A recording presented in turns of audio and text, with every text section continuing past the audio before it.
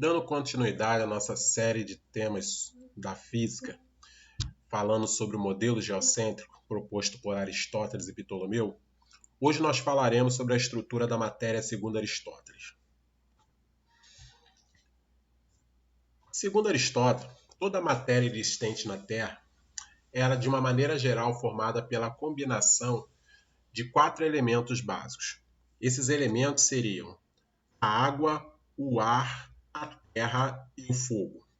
Então, segundo Aristóteles, dependendo da combinação e da proporção em que esses elementos se encontravam, isso determinava uma característica específica dessa matéria.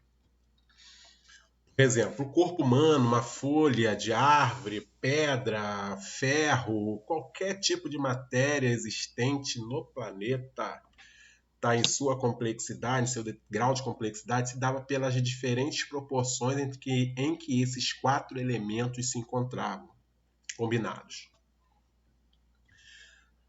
Esses 4 elementos eles eram classificados basicamente em 2 grupos. Um grupo era quente e frio, ou seja, o elemento ele era classificado como quente ou como frio.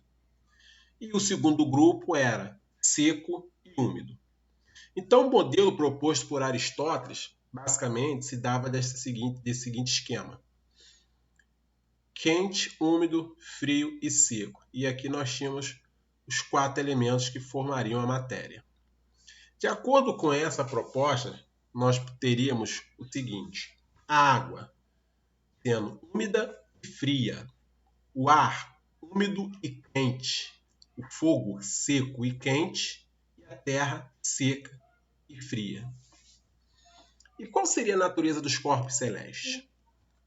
Bom, vimos que a água, a terra, o ar e o fogo eles transformavam-se uns nos outros, o que constatamos pelas alterações nos seres vivos. Né? Os seres vivos eles mudam a sua forma com o passar do tempo. Por exemplo, os animais, nós seres humanos, nós nascemos, crescemos e morremos. Agora, os corpos celestes, as estrelas, os outros astros, os planetas, asteroides, cometas, qualquer corpo celeste, eles nascem, crescem, morrem.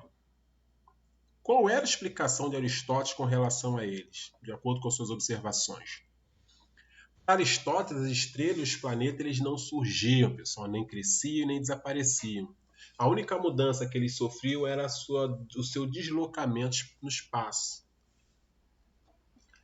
Assim, para Aristóteles, não seria possível, Aristóteles não conseguia achar uma explicação para a natureza dos astros recorrendo somente aos 4 elementos existentes na Terra. Então, para poder explicar o que aconteceria no caso dos corpos celestes, foi que Aristóteles ele propôs a existência de um 5º elemento. E esse elemento seria o éter. Então, Aristóteles postulou a existência do novo elemento, o éter, um 5º elemento que não existia na Terra. Que se dava particularmente ao quê? Nós teríamos esses 4 elementos e englobando os 4 elementos teríamos um 5º, o éter. Só que esse éter não existia na Terra, só fora dela. Portanto, Aristóteles enxergava 2 regiões bastante distintas no universo. Essas regiões eram a região terrestre, também chamada de sublunar, e celeste, supralunar. A sublunar é a região imperfeita, sujeita a mudanças e variações. A região celeste, supralunar, começaria na Lua, seria a região de perfeição do divino, e seria por causa desta distinção entre o mundo celeste e o mundo terrestre que os astros celestes moviam-se em órbitas circulares. Sabemos hoje que essas órbitas são elípticas, pois o círculo seria a representação da perfeição geométrica.